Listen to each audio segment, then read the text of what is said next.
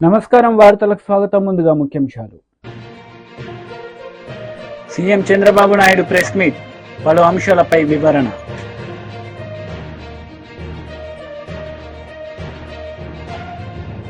మాజీ CM Jaganmohan Reddy press meet, పలు అంశాలపై వివరణ. టీడీపీ అధినేత నారా చంద్రబాబు నాయుడు ప్రెస్ మీట్ నిర్వహించారు. ఈ సందర్భంగా పలు అంశాలపై ఆయన మాట్లాడారు. ఇది Mrs AR dairy foods private limited, Tamil Nadu. ఈ టెండర్స్ పిలిచారు, రివర్స్ టెండర్స్ పిలిచారు 12/3/2024. ఇది 10 లక్షల కౌ గీ కోసం పిలిచారు, 10 లక్షల కేజీలు. ఇది 8/5/2024లో టెండర్ ఫైనలైజ్ అయ్యింది. ₹319.80 కేజీ. నేను అడుగుతున్నా, ₹319 ఇప్పుడు పామాయిల్ రావడంలా, డాల్డా రావడంలా. ఆ పరిస్థితిలో మీరు టెండర్ పిలిచి ₹319.80 మీరు టెండర్ కట్టబెట్టారు. అతను 12 జూన్ 2024 నుంచి సప్లై చేయడం మొదలుపెట్టాడు. అవి సప్లై చేసే కార్యక్రమంలో 2 ట్యాంకర్స్ 6/7/24 2, 15/7/24 2 ట్యాంకర్స్ సరిగా లేవని మా వాళ్లు అనలైజ్ చేశారు. ఈవో ఇక్కడ ఒక విషయం మీకు చెప్పాలి. నేను ముఖ్యమంత్రి అవుతానే, ముఖ్యమంత్రి అయ్యే లోపలనే చీఫ్ సెక్రటరీ లీవ్ పెట్టి వెళ్ళాడు. ఆనాడు ఉండే చీఫ్ సెక్రటరీ. అతను అవుతానే ఇమ్మీడియట్ గా ఇన్ఛార్జ్ చీఫ్ సెక్రటరీని అపాయింట్ చేసుకున్నాం. అది అయిన తర్వాత నేను సీఎం స్వేరింగ్ ఇన్ చేశాను. నా ప్రమాణ స్వీకారం అవుతానే ఫస్ట్ పోస్టింగ్ ప్రైవేట్ సెక్రటరీ, నాకు ప్రిన్సిపల్ సెక్రటరీని అపాయింట్ చేశారు, రవిని.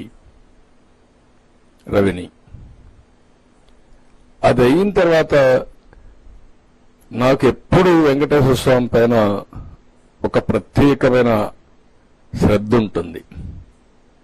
నేను ఏ పోస్టింగ్స్ ఆలోచించలేదు. నేను ఆలోచించి ఉండే వాళ్ళందరిలో ఆలోచించిన తర్వాత ఎవరికి పోస్టింగ్ ఇస్తే ప్రక్షాళన ప్రారంభం అవుతుందని ఆలోచించి ఉండే వాళ్ళల్లో సరైన అభ్యర్థి అని శ్యామలరావు గారిని ఎంపిక చేశాను ఈవోగా. నేను పిలిచి చెప్పాను. అప్పుడు పోర్ట్ఫోలియోస్ కూడా ఇచ్చినట్లేదు. నేను ఒకే మాట చెప్పాను, శ్యామలరావు గారు మీరు తిరుపతికి వెళ్తున్నారు, మీ బాధ్యత ప్రక్షాళన మొదలు పెట్టాలి. తిరుమల తిరుపతి దేవస్థానంలో అపవిత్రమైన కార్యక్రమాలన్నీ జరిగాయి. అవన్నీ ప్రక్షాళన చేసి మళ్లీ పుణ్యక్షేత్రానికి పూర్వ వైభవం తేవడానికి భగవంతుడు నాకు ఒక ఆదేశం ఇచ్చాడు. నాకు ఇచ్చిన ఆదేశాలని మీకు కూడా ఆదేశం ఇస్తున్నా. ఈ పోస్టింగ్స్ మీ పోస్టింగ్స్ ఇచ్చానంటే ఒక ప్రత్యేకత ఉంది, మీరు గుర్తుపెట్టుకొని వెళ్ళండి అని చెప్పి చాలా క్లియర్ గా బ్రీఫింగ్ ఇచ్చి పంపించాను. అక్కడి నుంచి నేను ఎప్పటికప్పుడు వింటున్నాను. Day by day improvement start అయింది. నేను కూడా ఏ ఆఫీసర్కైనా కొంత టైం ఇవ్వాలి. అందుకే ఆ టైం ఇచ్చినప్పుడు ఇంప్రూవ్మెంట్ వస్తే, ఇందులో అతను చేసిన పని మీరు చూస్తే ఎవరైతే సప్లై చేసే వాళ్ళందరూ సబ్ స్టాండర్డ్ సప్లై చేస్తున్నారు. ఆ సబ్ స్టాండర్డ్ సప్లై చేస్తే గట్టిగా పిలిచి అందరికీ వార్నింగ్ ఇచ్చాడు. అప్పటికే క్యాంటీన్ పోయాడు, భోంచేశాడు, కొన్ని కార్యక్రమాలు చేశాడు. దానివల్ల కొద్దిగా ఇంప్రూవ్ అయింది. నేను కూడా ఆయన స్ట్రెంగ్తన్ చేయడానికి కొంతమంది అధికారులు ఇచ్చాం, అన్ని చేశాం. ఇది అయిన తర్వాత ఎప్పుడైతే చెప్పినా కూడా వినలేదు.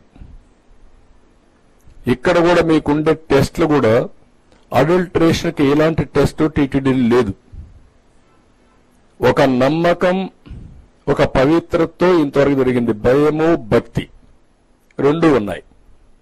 కాబట్టి భయం ఉంది దేవుడంటే అభిమానం, భక్తి ఉంది. కాబట్టి ఎవ్వరు కూడా అక్కడ తప్పుడు పనులు చేయకుండా సిస్టమేటిక్ గా చేసుకుంటూ వచ్చారు. అందుకే ఎక్కడ కూడా నాణ్యతా ప్రమాణాలు దెబ్బతినకుండా ముందుకు పోయే పరిస్థితి వచ్చింది.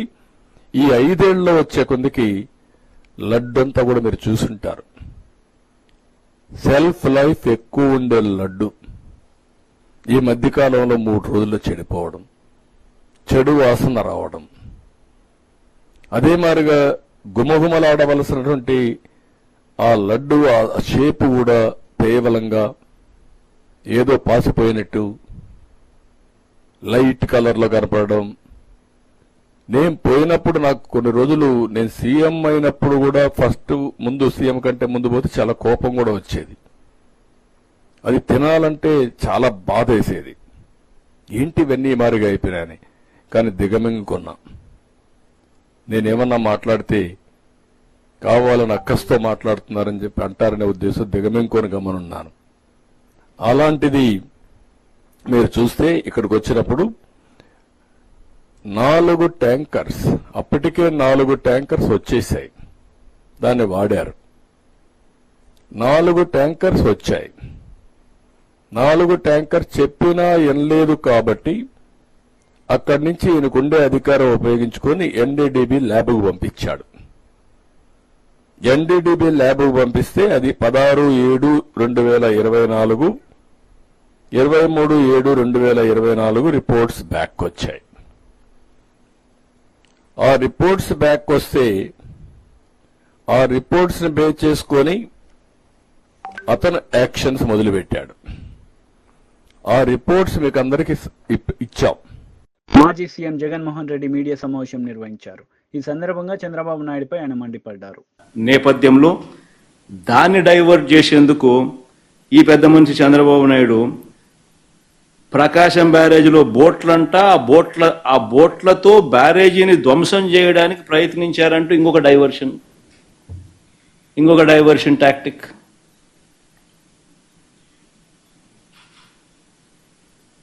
అసలు ఆ బోట్లన్నీ అక్కడ ఎందుకున్నాయి? ఆయన చేస్తా ఉన్న ఇసుక మాఫియాలో భాగంగా ఆ బోట్లు ఆయన అక్కడ పెట్టుకున్నాడు. ఈ వాటర్ ఫ్లోకు బోట్లు కొట్టుకొని వచ్చాయి. మరి ఆయన 4 నెలల కాలంలో ఆయన పెట్టుకున్న బోట్లు కొట్టుకొని వచ్చి ఆ బోట్ల వల్ల ప్రకాశం బ్యారేజీ మునిగిపోతుందంట. అది ఇంకొక డైవర్షను. విశాఖపట్నం స్టీల్ ప్లాంట్ అమ్మకం మీద కూడా కొత్త మెడికల్ కాలేజీలో ప్రైవేట్ పరం చేసేయాలన్న స్కాముల ఆలోచన మీద వాటి మీద కూడా ఆందోళన జరుగుతూ ఉంటే ముగ్గురు సీనియర్ అధికారుల మీద సస్పెన్షన్ వేటు వేస్తూ అది ఇంకొక డైవర్షన్.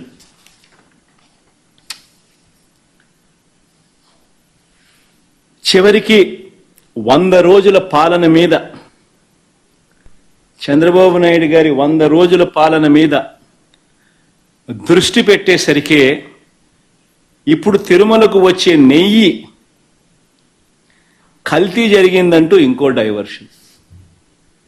ఇది నిజంగా అన్నిటికన్నా ఇంకా ఆశ్చర్యం కలిగించే పెద్ద డైవర్షన్. ఎందుకనంటే చంద్రబాబు నాయుడు అనే వ్యక్తి ఎంత దుర్మార్గుడు, ఎంత అన్యాయస్తుడు అని అంటే నిజంగా దేవుడిని కూడా రాజకీయాల కోసం వాడుకోగలగాలి అని ఆలోచన చేయగలిగిన వ్యక్తి ప్రపంచ చరిత్రలో ఎవడు ఉండడు.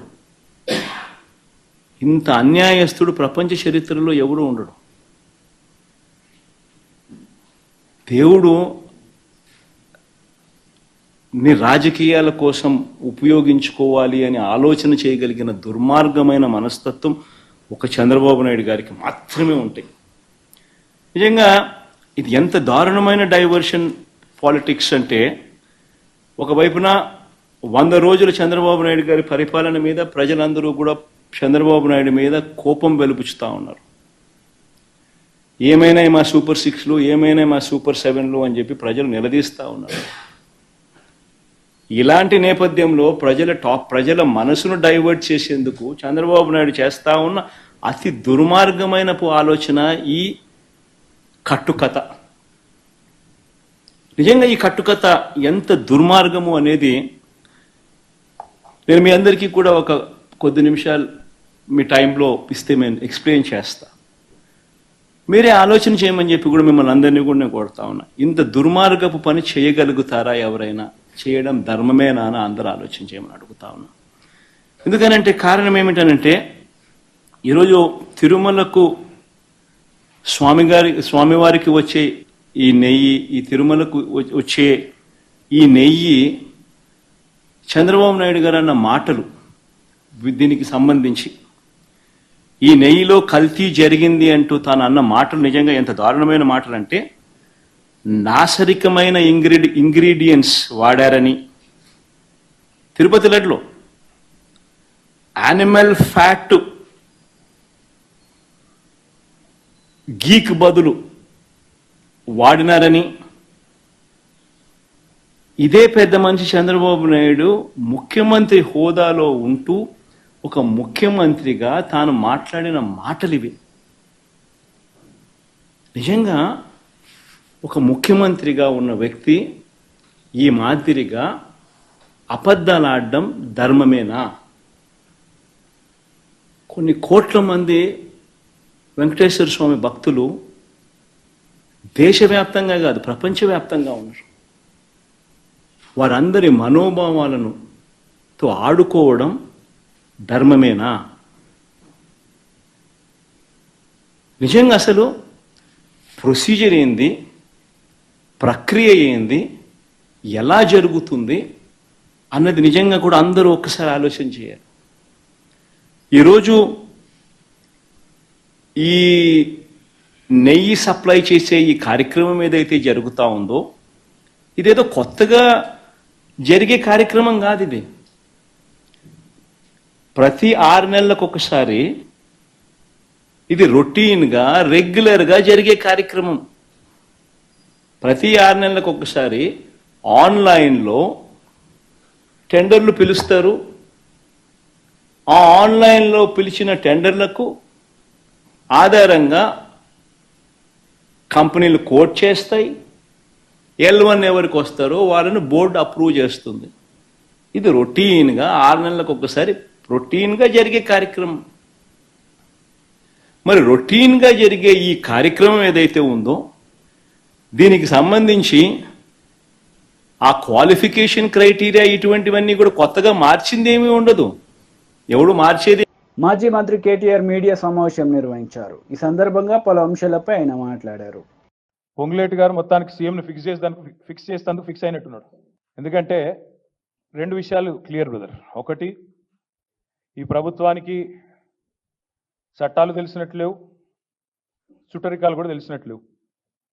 భార్య తమ్ముడు తప్ప ఆయన బావమరిది కాదంటాడు. భార్య తమ్ముడు ఏమవుతాడు తమ్మి? నీకు బావమరిదే కదా తమ్మి. మరి నేను అదే అన్నా, ముఖ్యమంత్రి గారి బావమరిది అని నేను చెప్పిన, ఆశ్రిత పక్షపాతం అని చెప్పిన, ఆఫీస్ ఫర్ ప్రాఫిట్ అనే నిబంధన ఉందని చెప్పిన. అది ఎవరో తెలియదు, ప్రివెన్షన్ ఆఫ్ కరప్షన్ యాక్ట్ మీ రాజీవ్ గాంధీ తెచ్చిండు 1988లో అని చెప్పిన.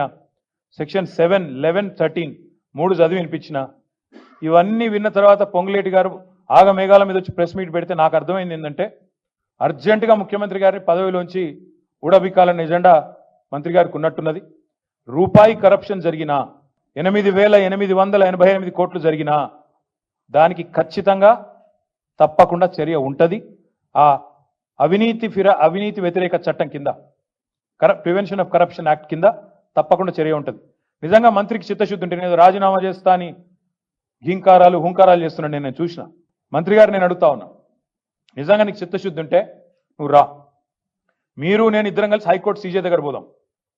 వెంటనే సిట్టింగ్ జడ్జితోని ఎంక్వైరీని అడుగుదాం. సిట్టింగ్ జడ్జి గారు కనుక ఇందులో ఏం జరగలేదు మొత్తం పెట్టండి, ఫైల్స్ ఆయన ముంగట, గతము ఇప్పుడు మొత్తం పెట్టండి, తప్పులేం జరగలేదు అని ఒకవేళ వారు తీర్పునిస్తే, ఆయన రాజీనామా అన్నాడు కదా, రాజీనామా కాదు, నేను రాజకీయ సన్యాసం చేస్తా. ఇంకొక మాట, మా మంత్రి గారికి ఒకవేళ ఏమైనా ఇబ్బంది ఉంది హైకోర్టు సీజీ దగ్గర రావడం అనుకుంటే, ఇద్దరం కలిసి కేంద్రంలో ఉండే సెంట్రల్ విజిలెన్స్ కమిషనర్ ఉంటాడు, ఇద్దరం పోదాం. నెక్స్ట్ వీక్ నేను పోతా, నువ్వు కూడా రా, టైం చెప్పు, డేట్ చెప్పు, ఇద్దరం కలిసిపోదాం, సివిసికి ఇద్దాం. మంత్రి గారికి నేను ముందే చెప్తా ఉన్నా, ఇప్పటికైనా తప్పు సరిదిద్దుకోండి, వెంటనే టెండర్లు రద్దు చేయండి. జరిగింది తప్పు. ముఖ్యమంత్రి కూడా నేను చెప్తా ఉన్నా, జరిగింది తప్పు. 100% ఇది ముమ్మాటికి నీకు తెలుసు, ఇరికిపోయినావని తెలుసు. ఆశ్రిత పక్షపాతం లేకుండా, రాగద్వేషాలు లేకుండా నేను నా బంధువులకు, నా కుటుంబానికి సాయం చేయను అని చెప్పి ప్రమాణ స్వీకారం చేసిన ముఖ్యమంత్రి, నీ డిపార్ట్మెంట్లో, నీ కింద ఉండే మున్సిపల్ డిపార్ట్మెంట్లో నీ బావమరిది ఏది 2 కోట్లు లాభం పోయిన సంవత్సరం, అంతకుముందు సంవత్సరం ఆర్జించిన ఒక కంపెనీ, కేవలం 2 crores ప్రాఫిట్ ఉన్న కంపెనీకి 1000 కోట్ల కాంట్రాక్ట్ ఇచ్చి అవినీతి జరగలేదంటే ఎవడన్నా ప్రపంచంలో నమ్ముతాడా? వస్తావా మరి? సివిసి దగ్గరకు వస్తావా? హైకోర్టు సీజే దగ్గరకు వస్తావా? నేను వస్తా, డేట్ చెప్పు, టైం చెప్పు, నువ్వే అపాయింట్మెంట్ తీసుకో. మంత్రి గారికి అంత చిత్తశుద్ధి ఉంటే రా, నేను వస్తా. వాళ్ళ విచారణ మొత్తం ఫైల్స్ పెట్టండి. ఇప్పటికైనా ప్రభుత్వాన్ని నేను డిమాండ్ చేస్తున్నా, సిగ్గు తెచ్చుకోండి. ఇంత బరితెగింపు మంచిది కాదు. బీజేపీ లీడర్ మీడియా సమావేశం నిర్వహించారు. ఈ సందర్భంగా పలు అంశాలపై ఆయన మాట్లాడారు. సభ్యత్వం పెంచేటటువంటి కార్యక్రమం, సభ్యత్వం చేసే కార్యక్రమాలు చేయాలని చెప్పేసి కూడా ఈ యొక్క కార్యక్రమంలో మాకు ఇవ్వడం జరిగింది. 25వ తారీఖు తర్వాత మళ్ళీ క్యాంపు మెంబర్షిప్ ఉంటాయి. అంటే మోర్చాల ద్వారా, వివిధ మోర్చాల ద్వారా, మహిళా మోర్చా, యువ Morcha, Kisan Morcha, minority Morcha, OBC Morcha, SC Morcha, ST Morcha, ఈ మోర్చాలన్నీ కూడా వివిధ ప్రాంతాల్లో కూడా క్యాంపులు పెట్టి, టెంట్లు పెట్టి జనరల్ పబ్లిక్కు ఈ యొక్క మెంబర్షిప్ కూడా చేయించేటటువంటి ప్రయత్నం చేస్తాం. మాల్స్ దగ్గర కానీ, రైల్వే స్టేషన్ దగ్గర కానీ ఇవన్నీ ఉన్నాయి ఇటువంటివి. ఈ కార్యక్రమంలో తెలంగాణ ప్రజలు, తెలంగాణ భారతీయ జనతా పార్టీ సహకరించి ఎక్కువ సభ్యులుగా చేరటానికి ప్రయత్నం చేయాల్సిందిగా వారిని కోరుతూ, మరి అనేక మంది ప్రముఖులు బీజేపీలో చేరడం జరుగుతుంది. మిస్డ్ కాల్ ద్వారా జరుగుతాను. కొంతమంది సినిమా వాళ్ళు ఉన్నారు, కొంతమంది అందరి పేర్లు కూడా తర్వాత మేము మా అధ్యక్షులు కిషన్ రెడ్డి గారు వచ్చిన తర్వాత వాళ్ళందరినీ మళ్ళీ మీడియాకు పరిచయం చేస్తాం, రాష్ట్ర ప్రజలకు పరిచయం చేస్తాం. అయితే ఇవాళ కూడా కొంతమంది వాళ్ళు మెంబర్షిప్ చేయించుకోవడానికి వచ్చారు. కొంతమంది విద్యావంతులు, యూనివర్సిటీ స్టూడెంట్స్, అదేవిధంగా వివిధ ప్రాంతాలకు చెందినటువంటి వ్యక్తులు, వివిధ రంగాలకు చెందినటువంటి వ్యక్తులందరూ కూడా ఈరోజు మెంబర్షిప్ చేయడానికి మన ముందు ఈ యొక్క ప్రెస్ కాన్ఫరెన్స్ అయిన తర్వాత వారు చేరుతారు. అయితే నిన్న అసదుద్దీన్ ఓవైసీ గారు ఒక స్టేట్మెంట్ ఇచ్చారు. ఈ యొక్క వాక్ఫ్ సంబంధించినటువంటి సందర్భంగా ఈ వాక్ బోర్డుని కానీ, వాక్ చట్టాన్ని కానీ దీన్ని అమెండ్మెంట్ చేయకూడదు, చేస్తే ఇవన్నీ కూడా ప్రజలకు, ముస్లిమ్స్కి నష్టం జరుగుతుంది, వాళ్ళ ఒక ప్రాపర్టీకి నష్టం జరుగుతుంది అనేటటువంటి మాటలు మాట్లాడారు. వాక్ఫ్ బోర్డు ఏదైతే ఉందో ఈ యొక్క అమెండ్మెంట్లో గతంలో కూడా 2013లో ఆనాటి ఒక ప్రభుత్వం, యూపీఏ ప్రభుత్వం వాక్ఫ్ బోర్డులో కొన్ని అమెండ్మెంట్ తీసుకురావడం జరిగింది. కొన్ని ప్రభుత్వాలు ఆ ఒక అమెండ్మెంట్ ఎందుకు తీసుకువచ్చారో గతంలో ప్రభుత్వం అంటే దాంట్లో ఉన్నటువంటి ఒక అవసరాన్ని బట్టి తీసుకొచ్చారు. ఈరోజు భారతీయ జనతా పార్టీ ఏ ప్రభుత్వం ఉందో ఈ వాక్ఫ్ బోర్డులో ఉన్నటువంటి ఒక కొన్ని అవకతవకలతో పాటు దాంట్లో జరుగుతున్నటువంటి ఒక అవినీతిగానే, దాంట్లో జరుగుతున్నటువంటి ఒక అనేక ఒక ఏవైతే కార్యకలాపాలు ఉన్నాయో అది ముస్లిం సమాజానికి వ్యతిరేకంగా ఉంది. కాబట్టి దాన్ని ఈరోజు మార్చాలే అనేటటువంటి కొన్ని సవరణలు చేయడం జరిగింది. దాంట్లో ముఖ్యంగా మహిళల ఒక ప్రాతినిధ్యం, ఇంతవరకు ఒక మహిళల ప్రాతినిధ్యం లేదు. మహిళల ప్రాతినిధ్యం తీసుకురావటము, నాన్ ముస్లిమ్స్ కూడా దాంట్లో పెట్టడము, అదేవిధంగా దాంట్లో పస్మంద ముస్లిమ్స్లో కూడా అనేక వర్గాలు ఉన్నాయి. ఆ వర్గాల్లో కూడా పస్మంద వెనకబడినటువంటి ఒక ముస్లిం సమాజం పస్మంద ముస్లిమ్స్. ఈ పస్మంద ముస్లిమ్స్, అదేవిధంగా షియా ముస్లిమ్స్, ఇంకా అనేక రకమైనటువంటి ఏవైతే తెగలేదు ఉన్నాయో ముస్లిం సమాజంలో వారందరికీ ఎప్పుడు కూడా దాంట్లో ప్రాతినిధ్యం రాలే. వాళ్ళందరూ కూడా దీంట్లో అమెండ్మెంట్ చేయాల్సిన అవసరం ఉందని చెప్పేసి వాళ్ళు మెచ్చుకోవడం జరిగింది నరేంద్ర మోదీ గారి ప్రభుత్వాన్ని. మరి కేవలం ఒక ఈ అవినీతిని ప్రోత్సహించేటటువంటి వ్యక్తులు వాళ్ళ ఎక్కడ వాక్ బోర్డు మీద, వాక్ ప్రాపర్టీస్ మీద వాళ్ళ పట్టు కోల్పోతారనే భయంతో అసదుద్దీన్ ఓవైసీ ఈ మాటలు మాట్లాడుతూ ఉన్నాడు. ప్రజల్ని, ముస్లింస్ని తప్పుదారి పెట్టిస్తూ ఉన్నాడు. భారతీయ జనతా పార్టీ ప్రభుత్వం మీద ఈ నిర్ణయం తీసుకున్నందుకు వారు ఈ నిర్ణయాన్ని స్వాగతించాలి, కానీ దీని మీద ప్రజలకు అపోహం కలిగించే ప్రయత్నం చేస్తున్నాడు అసదుద్దీన్ ఓవైసీ గారు. He's misleading the people on the Waqf amendment. WAC amendment is an important thing. In 2024, it is giving representation to women. It is giving representation to the non-Muslims. It is giving representation to the Muslim sects of other sects in the Muslim community who have been backward, who have not been taken care of till now. Pasmanda Muslims, Shia Muslims. But today, Asaduddin Owaisi is misleading the Muslim community itself and opposing this amendment only. YCP leader, మహిళా leader media సమావేశం నిర్వహించారు. ఈ సందర్భంగా పలు అంశాలపై ఆమె మాట్లాడారు. నిందలు వేయటం ఆయనకు అలవాటే. కానీ ఈ రోజు మీరు చూస్తే సాక్షాత్తు టీటీడీలో తిరుమల లడ్డూ మీద ఇంత దిగజారుడుతనంగా చంద్రబాబు నాయుడు గారు మాట్లాడతారని ఎవరు ఎక్స్పెక్ట్ చేయలేదు. ఈ రోజు ఆయన మాట్లాడాక ప్రతి ఒక్కరు కూడా చీకొట్టడం మనం గమనిస్తూనే ఉన్నాం. ఎందుకంటే సాక్షాత్తు చంద్రబాబు నాయుడు గారి కొడుకే చెప్పాడు టీటీడీలో ముఖ్యమంత్రికి ఎటువంటి సంబంధం ఉండదు అని. అలాంటప్పుడు జగన్మోహన్ రెడ్డి గారు ఏదో దగ్గరుండి తిరుపతి లడ్డూలో యానిమల్ ఫ్యాట్ ని మిక్స్ చేయించినట్టుగా ఆయన ఈరోజు ఆరోపించడం ఎంతవరకు సబబని నేను అడుగుతున్నాను.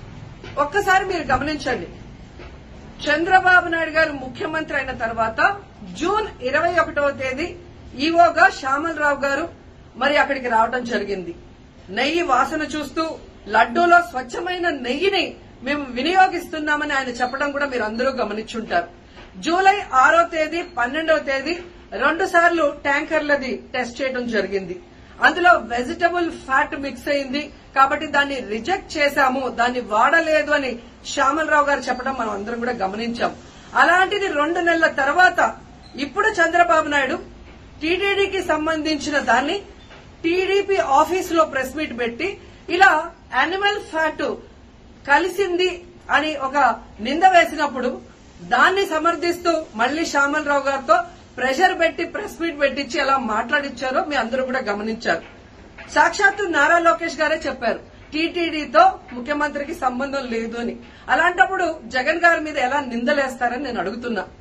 ఈరోజు మీ ప్రభుత్వంలో మీ ఈవో ఉండగా మీరు టెస్టింగ్ చేసిన మిల్క్ లో వెజిటబుల్ ఫ్యాటా ఇంకో ఫ్యాటా ఉంటే దానికి బాధ్యత ఎవరు? శ్యామలరావు గారా, లేదా ప్రభుత్వంలో ఉన్న చంద్రబాబు నాయుడు గారా, లేదా ఎవరు టీటీడీ బోర్డులో ఉన్న మెంబర్సా? సో ఇది ఒకసారి మనం ఆలోచించాల్సిన విషయం. అంటే ఈవో గారు తాను జాయిన్ అయినప్పుడు ఏం చెప్పాడు, ఈ రోజు చంద్రబాబు నాయుడు ప్రెషర్ పెట్టాక ఏం చెప్పాడు అనేది భక్తులందరూ కూడా గమనించాల్సిన విషయం. రెండవది మీరు చూస్తే చంద్రబాబు నాయుడు డైవర్షన్ పాలిటిక్స్ ఎప్పుడూ చేస్తుంటారు. అలాగే ఈ రోజు ఆ తిరుమల కొండ మీదకి జగనన్న అధికారంలో ఉన్నప్పుడు మోడీ గారు వచ్చారు, అమిత్ షా గారు వచ్చారు, ఎక్స్ సీజే రమణ గారు వచ్చారు, ప్రెసెంట్ సీజే గారు వచ్చారు. అంతెందుకు చంద్రబాబు నాయుడు ఫ్యామిలీతో సహా వెళ్లాడు, పవన్ కళ్యాణ్ గారు వెళ్లారు. లడ్డూలో ఏ మాత్రం రుచి తేడా ఉంటే ఆ రోజే వాళ్ళు కంప్లైంట్లు ఇచ్చుంటారుగా, ఎందుకు కంప్లైంట్లు ఇవ్వలేదు? ఇప్పుడు ఆ 5 సంవత్సరాల్లో ఏదో జరిగిందని నింద వేయటానికి ఈ రోజు టీటీడీని ఎంచుకొని తిరుమల తిరుపతి దేవస్థాన ప్రతిష్టను దిగజార్చడం ఎంతవరకు కరెక్ట్ అని భక్తులందరూ కూడా ఒకసారి ఆలోచించాల్సిన అవసరం ఉంది. అండ్ మూడోది, ఈ రోజు ఎవరైతే బీజేపీ నాయకులు కూడా మాట్లాడుతున్నారో వాళ్ళని నేను అడుగుతున్నా. ఇదే వార్తలు ముగించే ముందు ముఖ్యాంశాలు మరోసారి. CM Chandrababu Naidu press meet, పలు అంశాలపై వివరణ.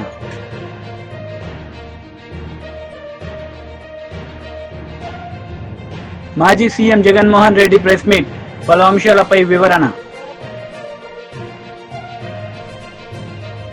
ఈ వార్తలు ఇంతటితో సమాప్తం. తిరిగి ప్రసారమయ్యే వార్తలు మళ్ళీ కలుద్దాం. అంతవరకు సెలవు. నమస్తే.